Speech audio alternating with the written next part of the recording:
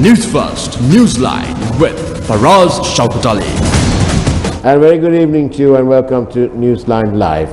We're broadcasting, as we almost always do, from the Newsfirst studios in Dawson Street in Colombo. And since the budget, there's much discussion amongst the people about the budget and how it may or may not affect them. And overall, how the economy will awaken and cope with the extensive damage that CV-19 has done to the world's economies. To discuss that aspect and a little bit more about politics and so on, we've got with us a former parliamentarian and rather active in the periphery of politics even now, Mr. Kesaralal Gunasekara. Very good evening to you, Mr. Gunasekara. Good evening, Faraz. Thank you very much for coming to the program. Thank you for inviting me. As a former politician, member of parliament, and still actively involved, even if it is at the periphery of politics, what are your observations about this budget? I'm getting mixed signals, but what are you getting? But there will always be mixed signals with regard to a budget. Yes, okay. Because there are so many sectors which are involved. Yeah. You cannot satisfy all sectors. That's so true. It's natural that you get mixed signals. Okay, but what about this particular budget?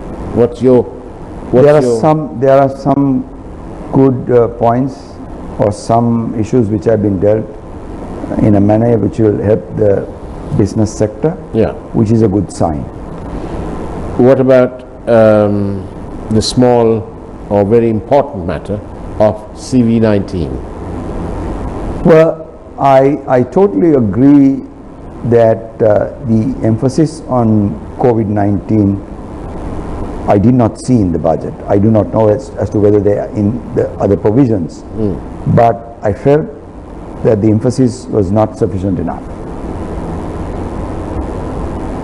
Because it is a matter of grave importance. It is certainly a matter of great importance. You got to understand, we all need to understand that what is going to evolve is a post-COVID economy, and it all depends on how we handle the COVID pandemic.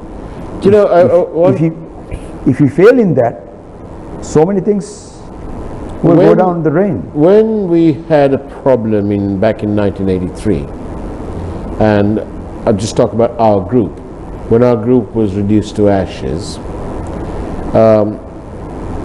our current chairman and his brother took a decision, and our current chairman led the revival, the re-emergence of the Capital Maharaja group. Now, that was possible because the economy per se was conducive to doing that. World economy was still strong. But now, we find that we are all in the same boat. Yeah. All the world's economy is down. It's down. And down in the dumps, I will say. Well, down in the dumps. So, do you not feel that, okay, the government expanded its tax net, if you like, and so on, introducing a GST as well, and trying to be uniform. They've stopped the importation of vehicles and so on, given, benefits to the importation of spare parts. All that's fine. But it all depends about the revenue. What about the income? How will Sri Lanka be attractive to foreign investment? Well, to a certain degree, I feel the FDI flows would come in. But the situation is, for me, as far as I'm concerned, it's the income that we are finally going to derive from operations for the next year. It's very, I would say, to be on the safe side, I would say ambitious targets of revenue. As to whether they can be achieved is a very huge question mark. There's no harm in being ambitious. Yeah, but the question is, to achieve that, you need to set in, because I see so many reductions, so many holidays, tax holidays, etc. With all that, how are you going to achieve? You have to increase your revenue. a huge margin, which is not going to be an easy exercise. It won't be an easy exercise, agreed. Now, in the same context, we see the Chinese have given us 500 million, some more is expected, and so on and so forth. All right. Now, the Americans, the Indians given us a swap. The Americans have offered us 480 million. Right. We're not sure whether we're going to accept it or not. And the government appears to be committed not to lean towards the IMF. Yeah. Right? In this scenario, where we are ferreting around looking for money, there is one matter that concerns me enormously, and that is the government's apparent inaction in ferreting out proceeds of crime. Proceeds of corruption. Proceeds of crime, proceeds of corruption. This is ultra important. We had a situation back in 2011, 2012, when our stock market went through a wonderful period, and it was collectively termed pumping and dumping. We have a quaint law that allows the SEC to not prosecute but to compound cases. You pay a little fine and off you go. It's not even a fine, it's just a settlement. We had a situation back in 2015 after Newsfirst exposed the potential enormity of this conflict of interest at the central bank about the bond scam. It apparently was so important that the Prime Minister of the day decided to come to the Parliament and make a statement from there. In that statement, he named and literally shamed 4 or 5 people. He said that he was changing the system, that he insisted on the change of the system because there was corruption in the past. He didn't do anything about that. Neither did he do about the corruption as well. Neither did he do anything about the corruption that was taking place under his watch.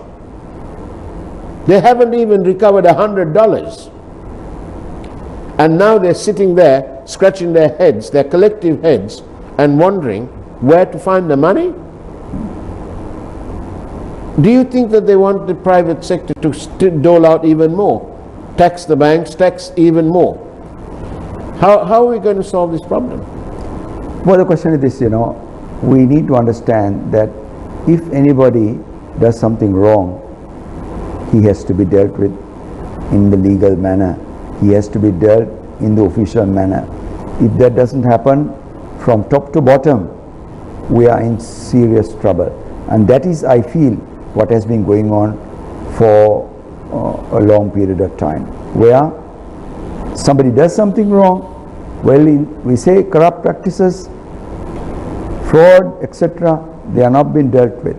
There are so many cases which are ongoing, no investigations, no prosecution, no apparent commitment and attempt, and determination to get to the bottom of it. True. There are young men and women in our health sector, in our military, in our defense forces and so on, who are sticking their lives out to safeguard the public from this CV-19. But yet, some people, it doesn't seem fair at all that some people are getting away with the proceeds of crime and proceeds of corruption, proceeds of a departure from due process. Correct. All of these things matter. There's one simple case. It's within the court system right now in this country, where a large firm has openly admitted to holding monies in a tax haven, in an offshore entity in Gibraltar. The value is about $210 million, or it was at the time. They still live here, they still do business here, but nothing happened. But there is no explanation. We have an affidavit to say that we had nothing to do with it, and then they turn up in court in a different court and say, well, actually that's ours. So they've given themselves away. And what is our law enforcement authorities doing? What is the central bank's financial monetary monitoring unit doing? What did the exchange control do at that time? And today we are suffering without money. There are so many questions which are going unanswered. Sad to say, there is lacuna as far as the law is concerned, and nobody is interested in getting the assistance from international agencies to strengthen our laws. Everything is haywire. That's all. Very simple. But do we need international agencies to help us to strengthen our laws? If we have the commitment and if we have the determination, we seem to have the brains to engage in corruption and all sorts of other crime. Correct. Then why not apply those things now? You have a point there, but the international agencies needs to get involved and assist us, because these are novel schemes, novel methods of making money. Therefore, we need their knowledge and input to frame new laws, and these must be passed in Parliament.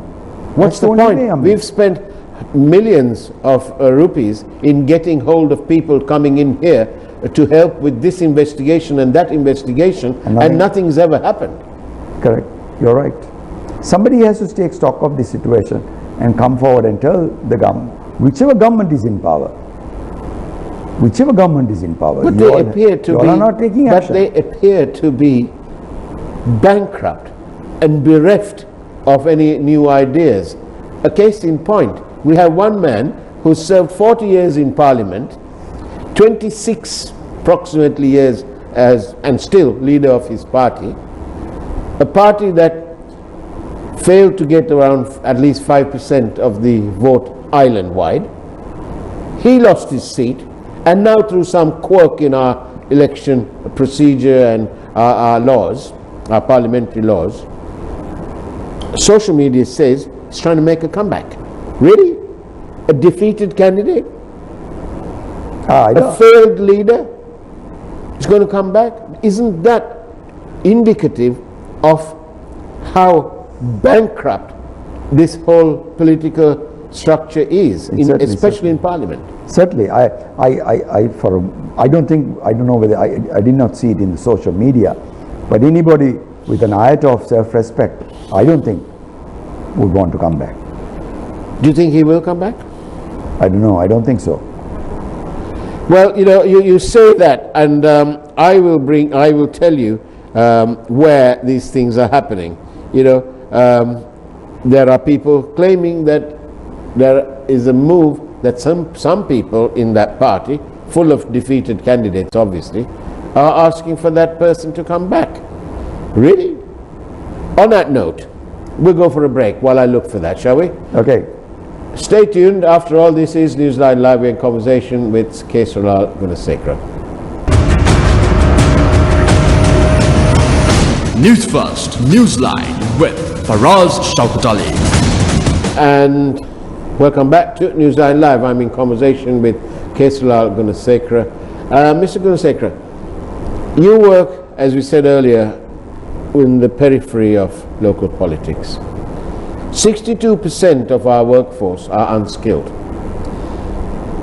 and a huge amount of people are daily waged people.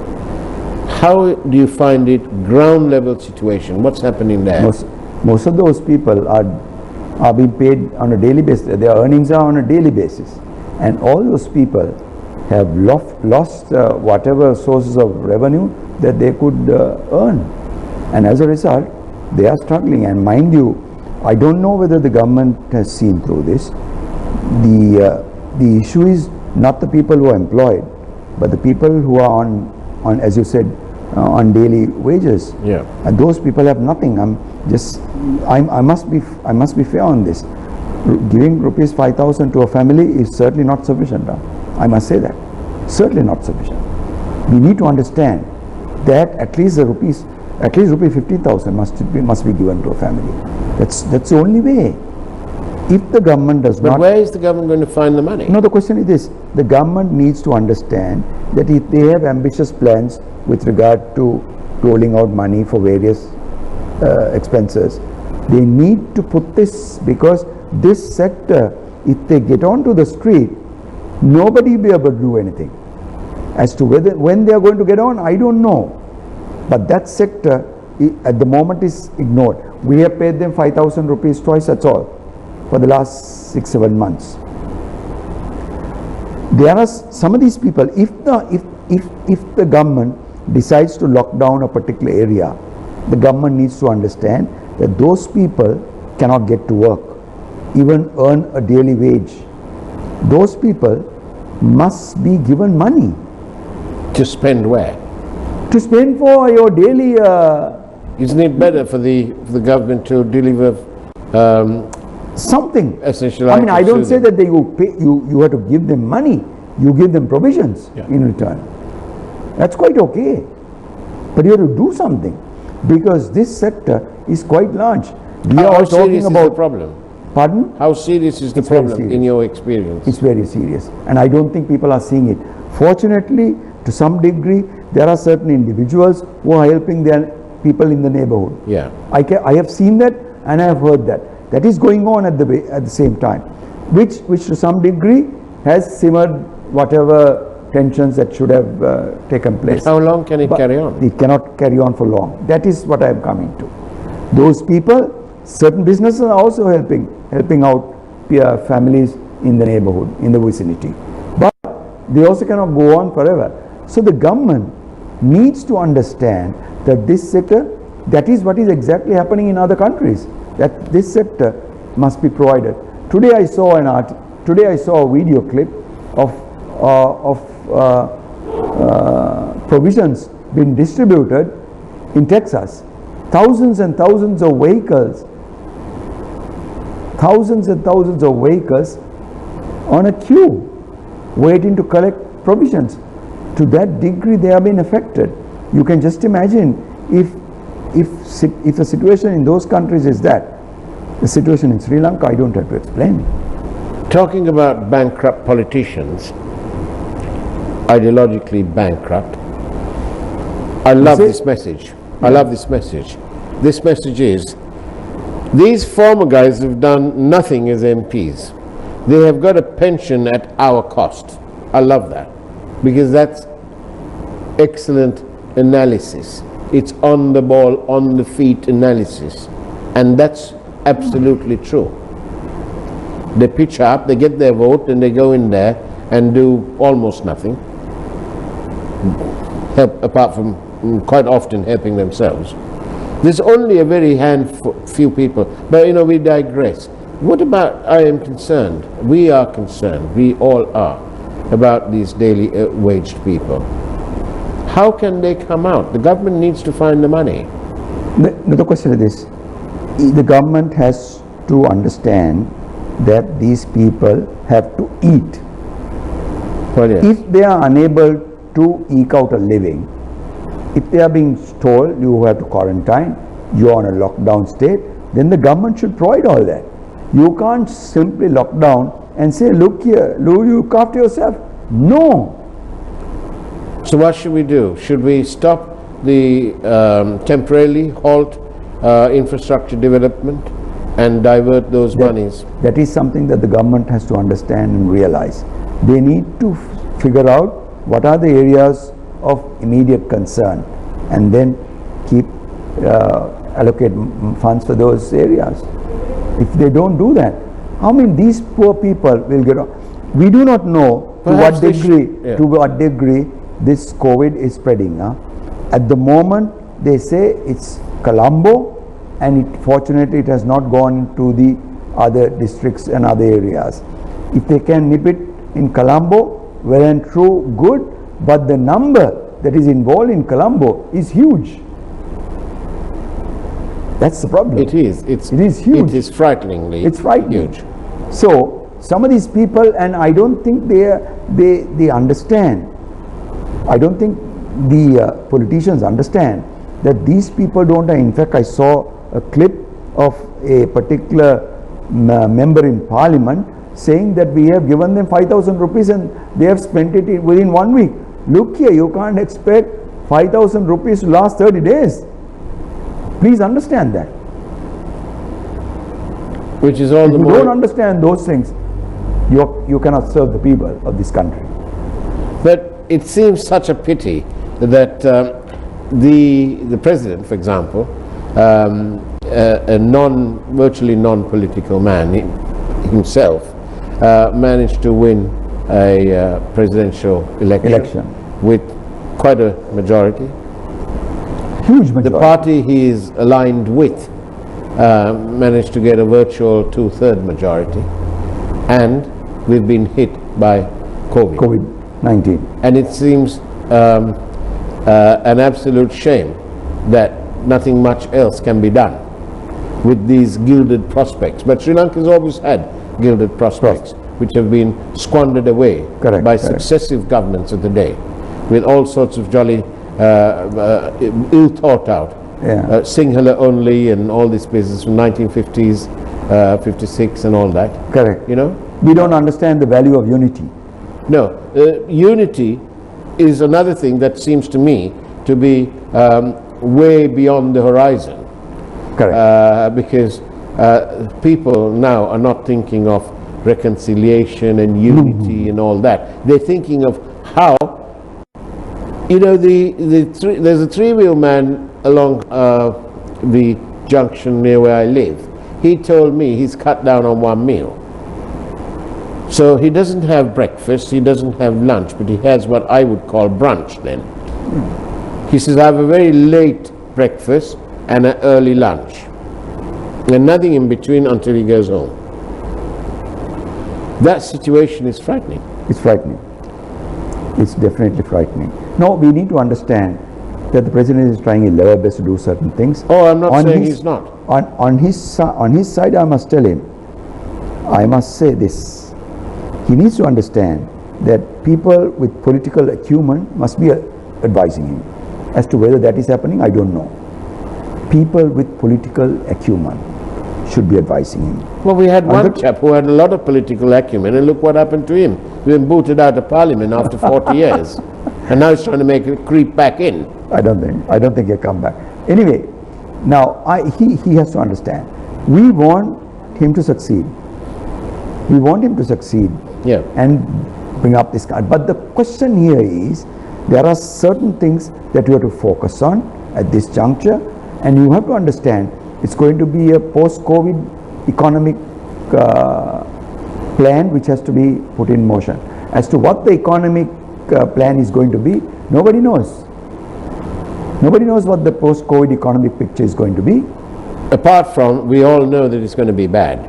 It's going to be bad. And I'm telling you that many people think that this vaccine would hit the stores or shelves by 3 to 4 months. I doubt it very much, reaching our country beside of 12 months. Because you know why? Ultimately the World Bank, World Health Organization will have to give its final sanction and approval. But the FDA, the American FDA, have given them emergency use, a license for emergency use, which is encouraging. But in between all this, we must, should we not, Kesaralal Gunasekara, rub the point home, rub it in, that it is the people. It's the duty of the people. It is the duty of the people to do all the safety things. You know, you got to do your face cover up, yes, wherever you go, washing, hands, all those things, and the space. Exactly. HFS, hands, face, space. You've got to do that, because that is the basis. That's the only way. That is the only way. That's the only way to assist the government. You can't be having can't be having outrageous parties with lots of people. No, you can't. And it's not the time to go and visit your old aunt and uncle. Exactly. It's not the time to be visiting houses, etc., etc. It's not the time to visiting friends. No, you stay indoors. Your work, yes, you can go, but take the precautions. Attend to all those things. Kesaralal Gunasekara, thank you very much. I'm being told that we've run out of time, and therefore, please remember: hands, face, space.